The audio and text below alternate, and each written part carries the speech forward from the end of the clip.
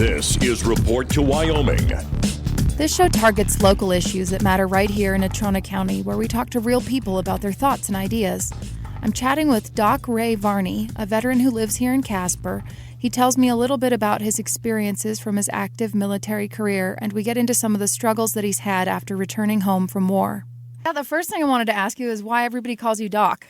I was a flight medic on medevac choppers with the 1022nd Medical Company in Cheyenne, and they called our unit the Body Snatchers.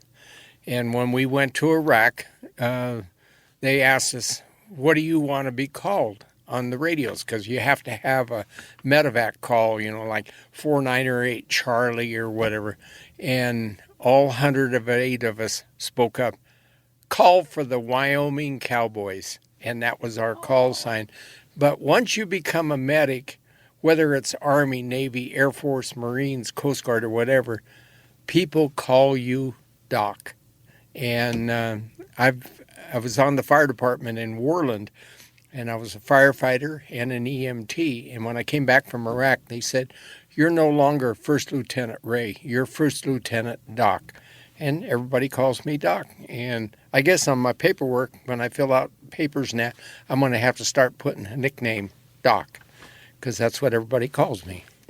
I like it. But I consider it a compliment because I worked hard for it. I was being an EMT on the fire department in Worland. We saw a lot of things that the average person doesn't see. And that's where a lot of my experience come in. And even with HEB grocery stores in Pleasanton, Texas, I saved 5 people's lives down there in our grocery store. Just being at the right place at the right time. And so I still carry my badge as a firefighter, but anybody needs me, they always say, Doc, we need your help. And I'm there for them. It's a perfect name. Yeah.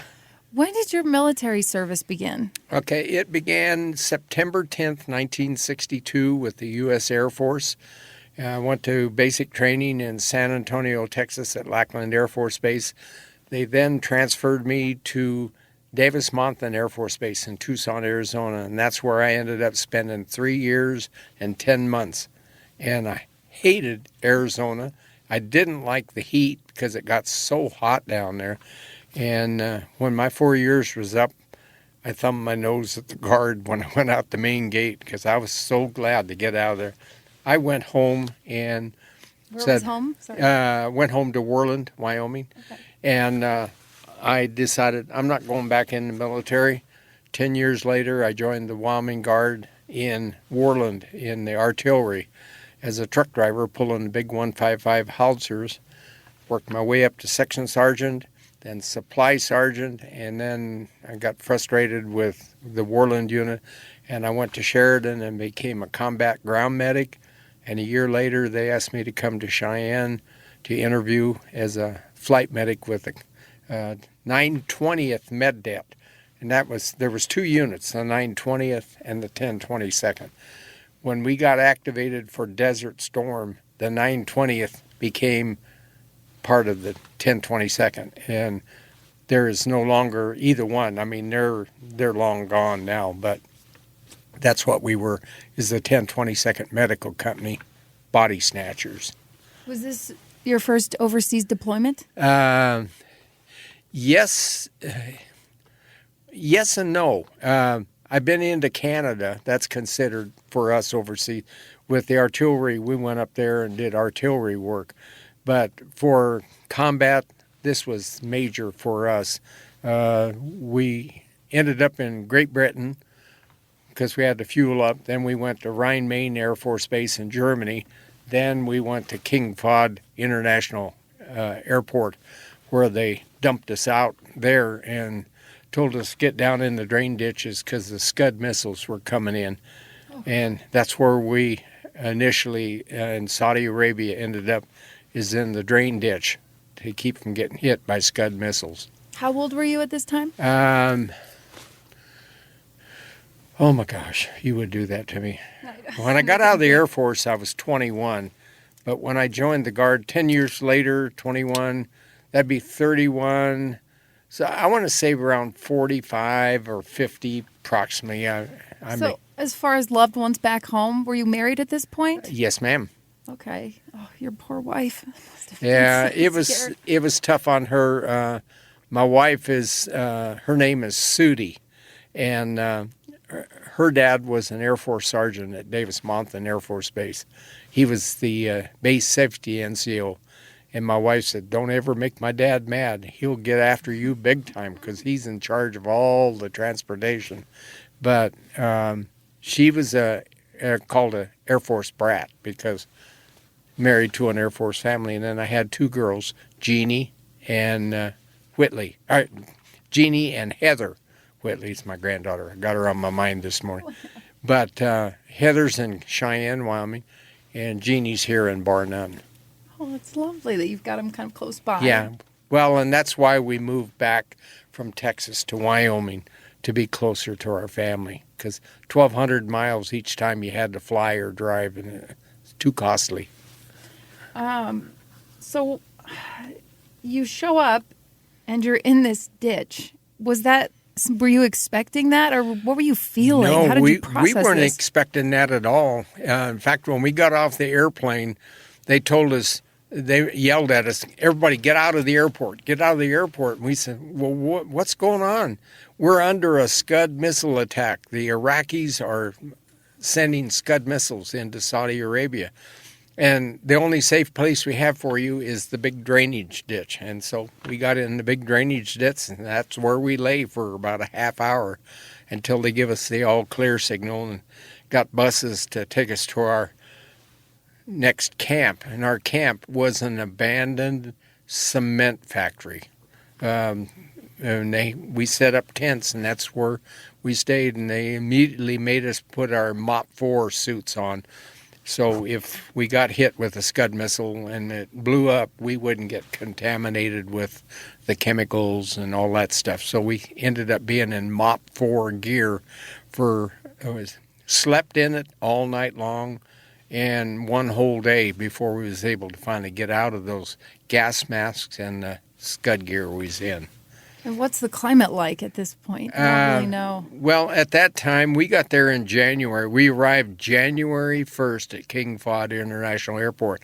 So it was like in the 50s. It wasn't the hot summer yet. So we didn't have too bad a temps there.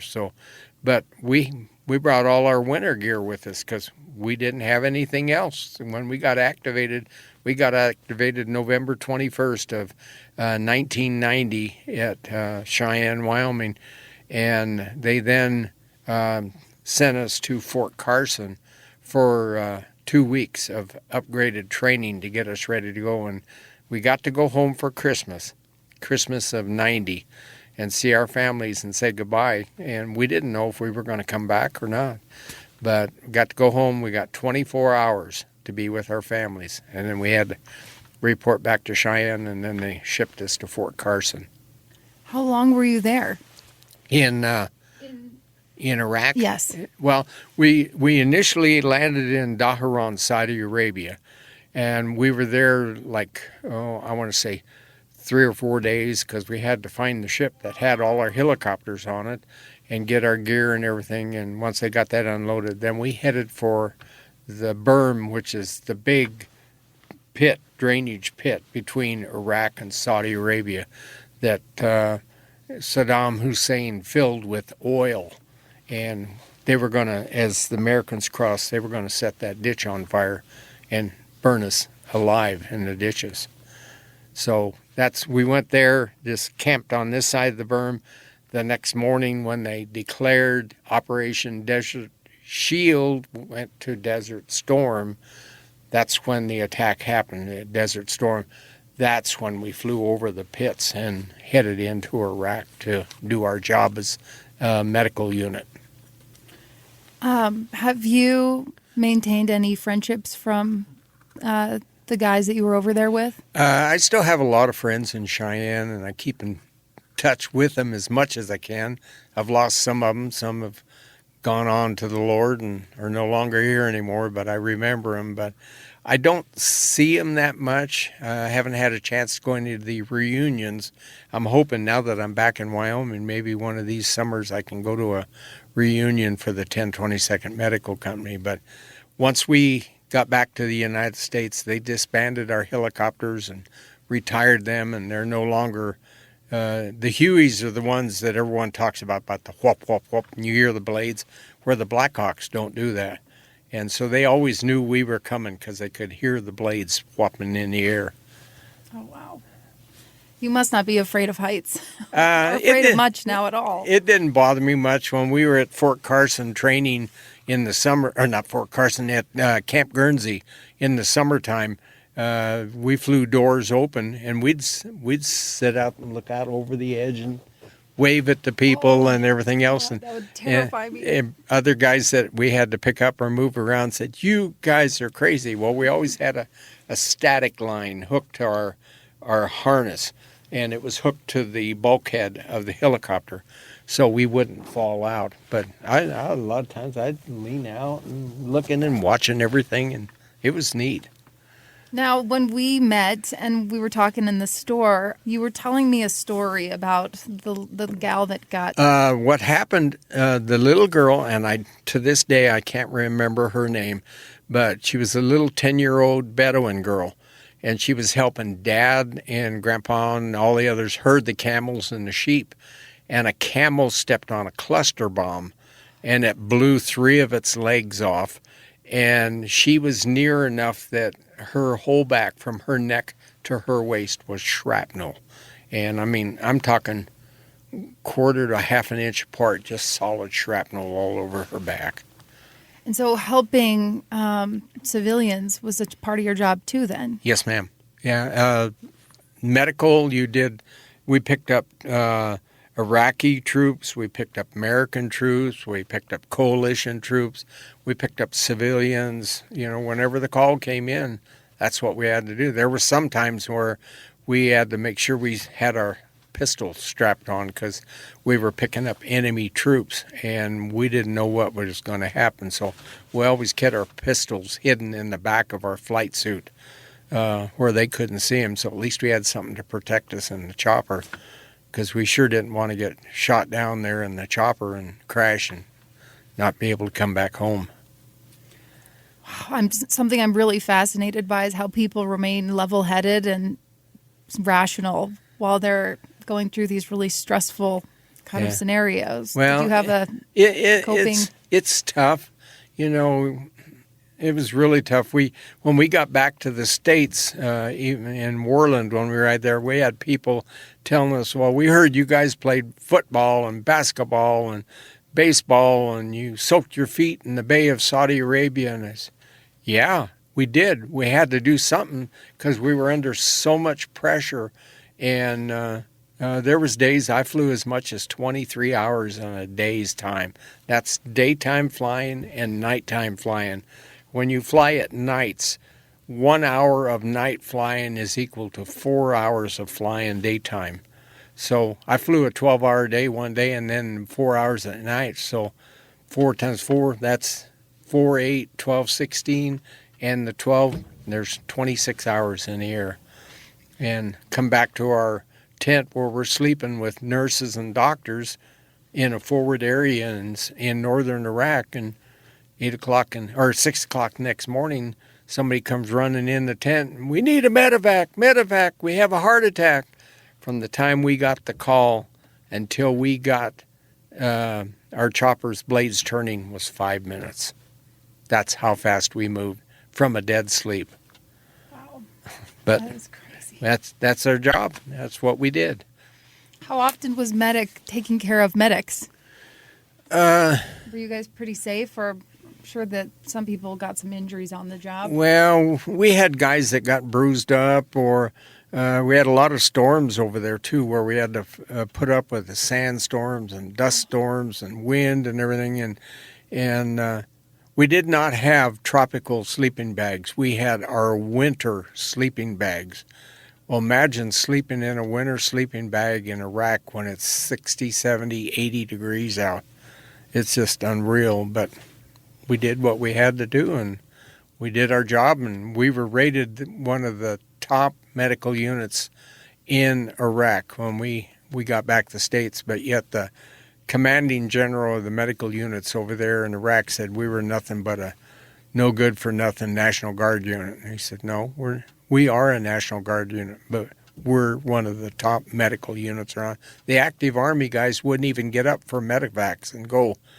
It was us guys that went out all the time, even flying in 45 horizontal windstorms to get to a medevac. We were out there. And so when you got home, you came to Wyoming?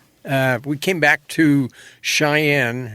We landed at the Air Force Base there in Colorado Springs, and then they bused us over to Fort Carson, and that's where our families met us, and they let us, we had to stick around for the day and all of this, and then we got to go. The guys went back to Cheyenne to out-process, but I went back to Worland because my daughter was graduating from high school, Heather, and the commander there at the Fort Carson says, you will be in dress greens when you go to that graduation. You are on active duty, so you better be cool and not do anything wrong, because he said, we will get on your case big time when you get back. I was one of the few that got to take off and go home for graduation or special event and that, where the others went to Fort Carson, out-processed, and went back to Cheyenne. And then you joined, you said, the firefighting Well, I was department? already a firefighter when I went over to Desert Storm. I was 30 years as a volunteer firefighter in Worland. And when I retired as a firefighter, I retired 30 years service as a first lieutenant. But the guys over there said, again, you're no longer First Lieutenant Ray, you're First Lieutenant Doc. And then how do you end up in Texas? Well, we stayed there in Worland. I worked at Pepsi. So I worked at Pepsi for 25 years, as well as the fire department. And when I retired from Pepsi and retired from the fire department, we decided to come to Casper. And I drove school bus for the school district for 1 year. And then we decided, heck with it, let's go to Texas. So we moved to San Antonio. We were in San Antonio for 8 years, and then when we got tired of San Antonio, we moved to Pleasanton, Texas. I was there 3 years. I drove semi-trucks. I'm also 30 years as a truck driver.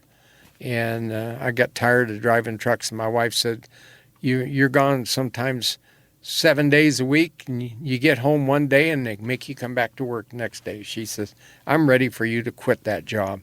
So I looked around and found a job at H-E-B grocery stores, and that's where I went to work finally, and spent 3 years there. And a lot of them were in tears when I left, because they said, we don't want you to go, Doc. We want you to stay here. My boss said, I'm going to miss you so much. You're one of our top employees.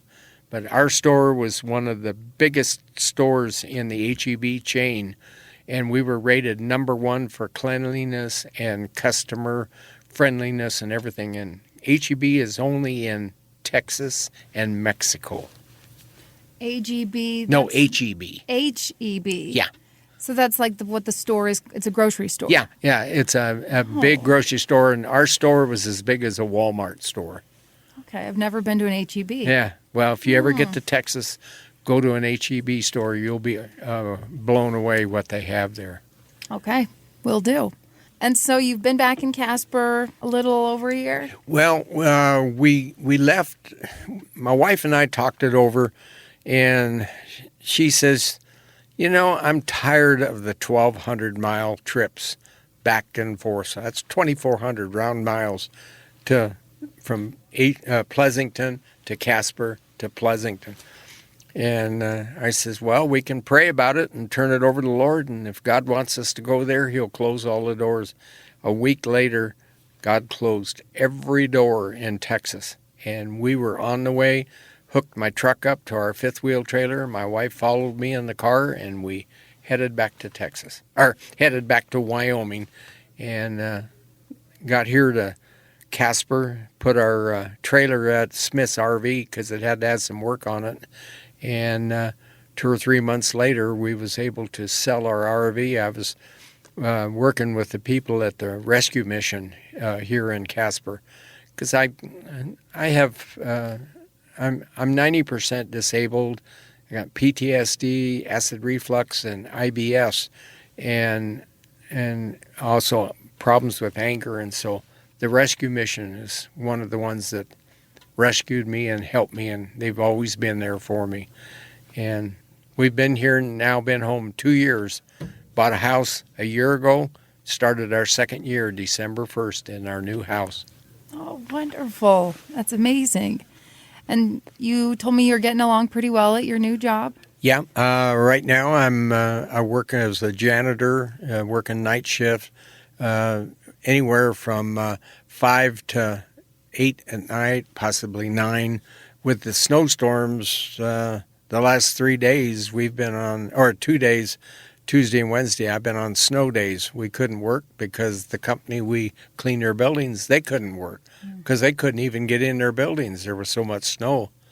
And they have to hire a company here in town with a big bulldozer, or a big front end loader, scraper, to plow the streets in front and then clean all the sidewalks around. So they were closed too. So I've been home with my family for 2 days. Is this good or bad? Oh, it's good, but I'm the kind of guy I like to be active, and I miss work. I enjoy work, and I'm 78 and I'm still working. You do not look 78. I'm a glutton for punishment. And if you don't want me to ask this, or if you don't want to answer it, just say no, thank you. I don't mean to pry, but how has PTSD played into your work life?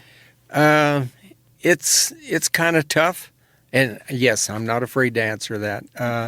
It's tough because there's so many things that happened that we saw over there in Iraq and everything, and you're always under concern of being attacked.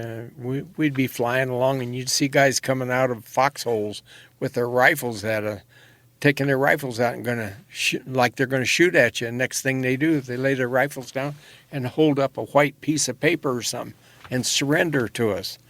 We weren't used to that. I'm very jumpy. If somebody comes up behind me and scares me, you better hope I don't turn around and punch your lights out, because it scares me really bad. And the guys at the rescue mission got to learning that a lot, that don't scare Doc, he might punch you, So I'm nice about it, but I'm very, very, very scary. And I came back with a lot of bad words and saying stuff, and that's one thing I've been working at.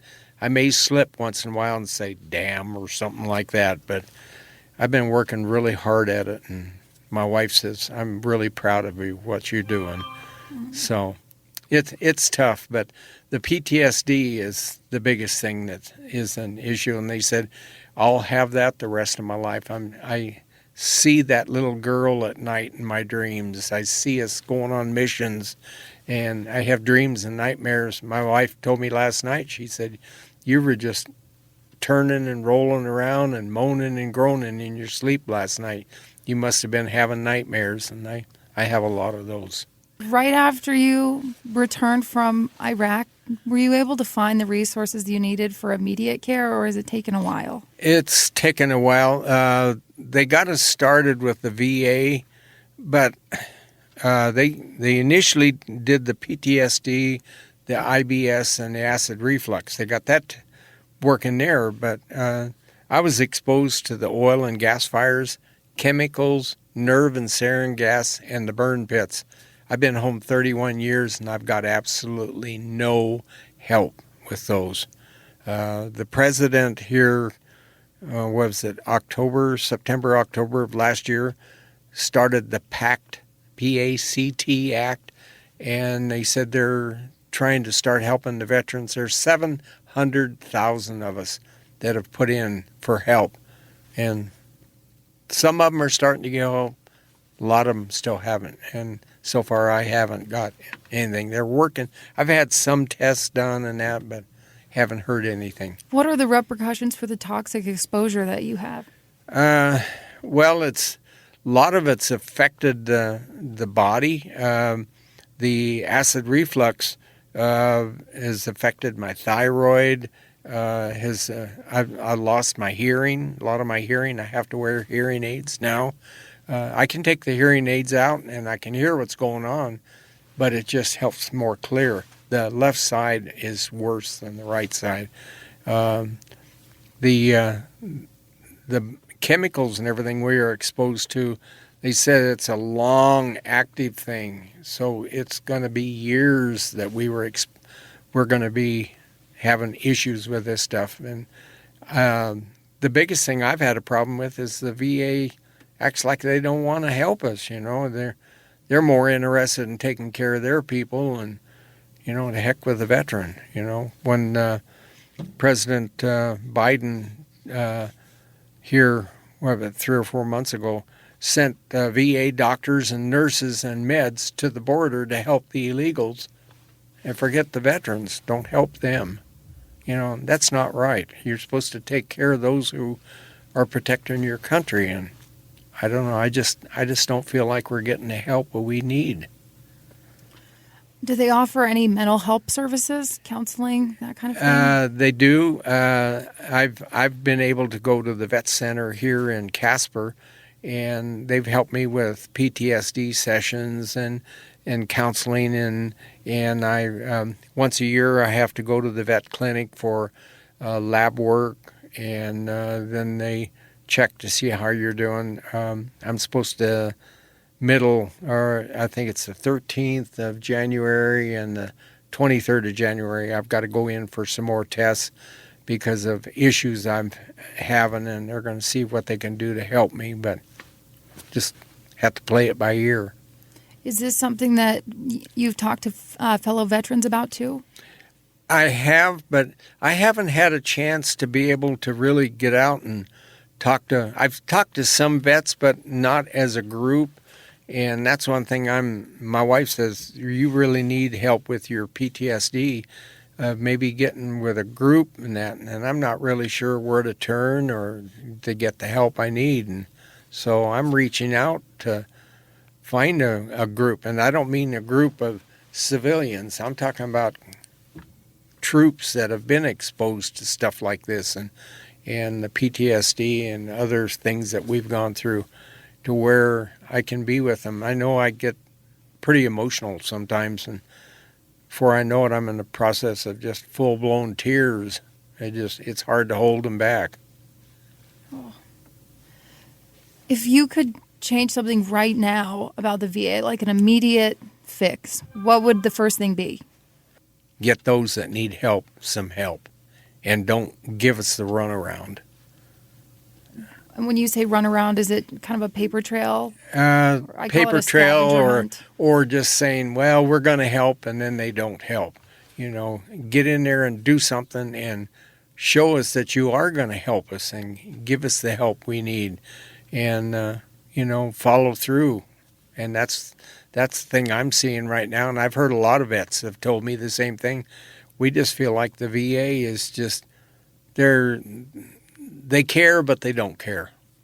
Do you feel like people are respectful to veterans these days, in your experience? Well, I'll tell you, with me wearing my cap, just like when I saw you the other day at Walmart, or no, it was at Albertsons.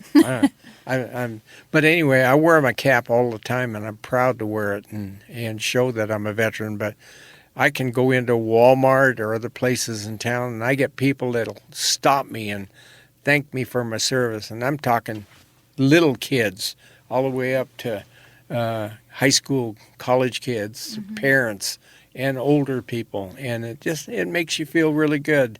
One little thing that when I was in Pleasanton, Texas, I had a little boy I met there in the H-E-B store, and he came up to me one day and he saw my cap and wanted to look at it, and I showed him my cap, and he asked what I did and everything. And every time he come in the store, Mommy, we can't go shop. I got to go see my doc.